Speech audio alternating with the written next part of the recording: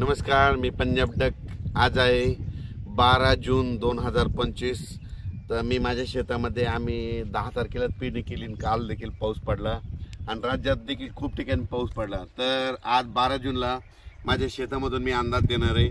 राज्यातल्या सर्व शेतकऱ्याला सांगू इच्छितो की राज्यामध्ये आजपासून म्हणजे 12 जूनला म्हणजे आज दक्षिण महाराष्ट्राकडे खूप पाऊस पडणार आहे। म्हणजे सांगायचं झालं तर लातूर जिल्हा, परभणी जिल्हा, नांदेड जिल्हा, बीड जिल्हा, धाराशिव जिल्हा, सातारा, सांगली, सोलापूर, कोल्हापूर, नगर जिल्हा, नाशिक, त्याच्यानंतर संभाजीनगर, जालना, बीड या भागामध्ये आज म्हणजे खूप पाऊस पडणार आहे।